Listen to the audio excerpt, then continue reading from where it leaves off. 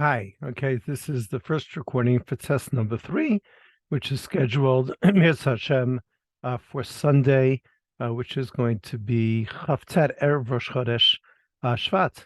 Okay, here we go. We're starting the Chafei Amud Bet, and we're starting over here.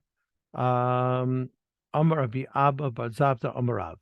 Amar Rabbi Abba Bar Zabda Amarav. Rabbi Abba Bar Zabda said in the name of Rav, Avel Chaya B'Sukkah. Someone who's lost one of his 7 relatives. And again, it's Cholamayit Sukkah, he's not saying Shiva, but yet he's considered to be an Avel, still has to sit in the Sukkah. Versus Pshita, of course, why not? We just finished saying that the only mitzvah an Avel does not have to do is tefillin, so of course he has to sit in Sukkah. Mahud Tema, what would I have said? Since Rav Abba Bar Zabda, the name of Rav said another halacha. Mitzta'er patur min sukkah is someone is uncomfortable, he need not sit in the sukkah. Hi nami mitzta'er, who this also is someone who's mitzta'er, he's uncomfortable, he's not feeling emotionally well, and it's going to be difficult for him to sit in the sukkah. Maybe he doesn't have to. Kamash Malan comes Rav Abba Bar Zabda, the name of Rav, in order to teach us Hani Mili, this halacha, the mitzta'er patur min sukkah, tza'ara d'memela, is that tsar is in discomfort that comes from the outside.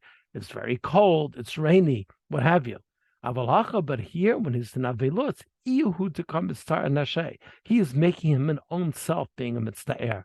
He has to liyutuvei da'atei. He has to be able to settle himself down. The next thing Rav Abba Bar Zabda said in the name of Rav, Chatan Bashush Benim, that the Chatan and all members of the wedding party, his attendants and everything else, don't have to sit in Sukkah, Kol Shabbat, the whole 7 days of the Sheva Brachot. My Tama, what's the reason?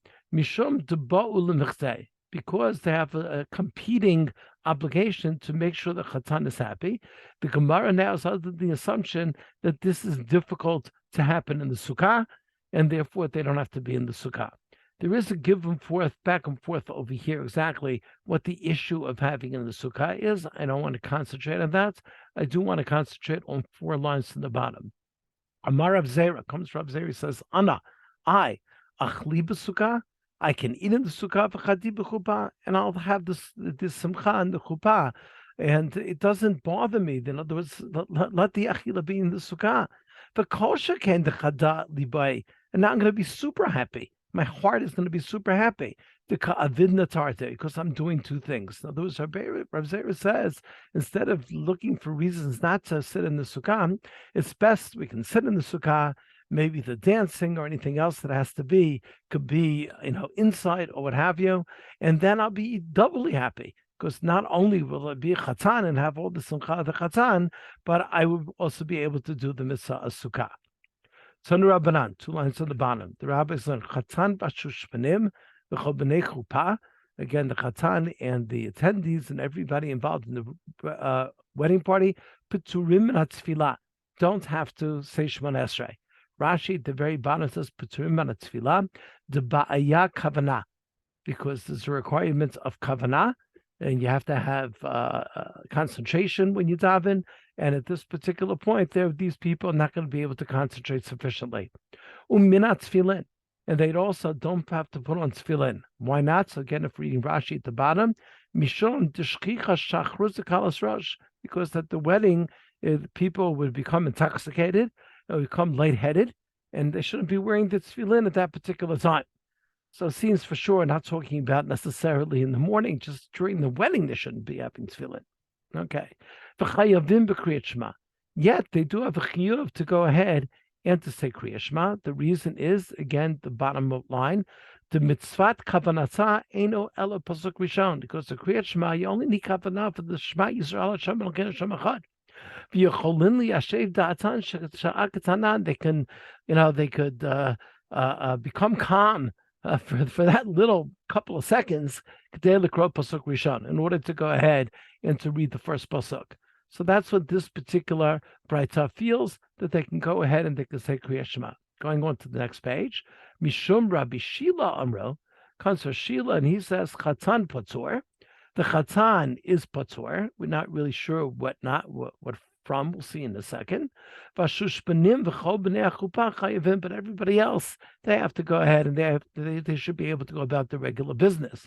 So says Rashi,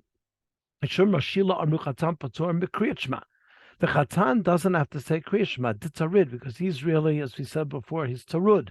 Also, b'mitzvah patur min mitzvah. Usha'ar b'nei chuppah chayavim. But the rest of the b'nei chuppah have to.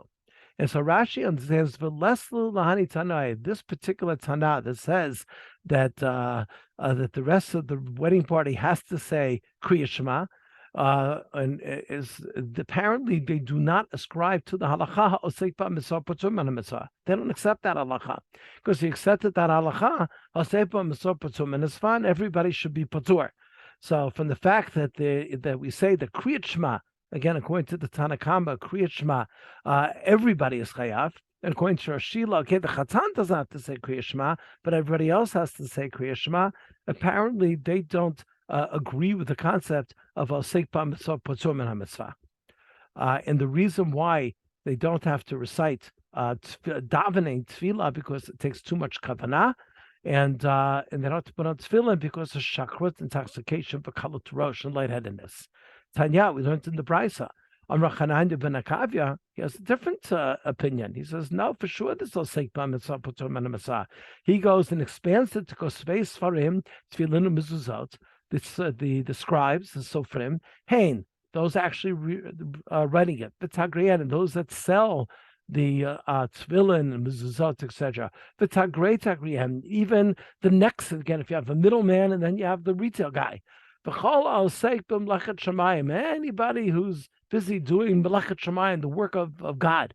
La'asuyeh, this comes to include mochrei tchelet, even people that are selling tchelet for tzitzit.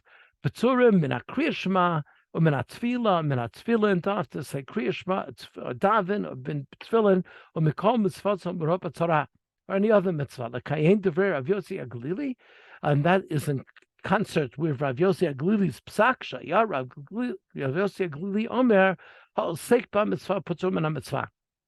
And we learned that this is only when they're involved in the sales. Doesn't mean that forevermore they don't have to do any of this mitzvot, but that means that somebody needs mezuzah desperately for whatever reason, and he's leaving, and the sofer, he says, "Listen, you only have an hour to get me mezuzah." The sofer doesn't daven shachris; he writes a mezuzah. And the same thing with the salesperson. But obviously, if you can do more, if you could do both, you could daven shachris properly, and then afterwards open up your business for mezuzot to fill in. That's what you do. Okay, this is the end of the first video. Hope you all enjoyed.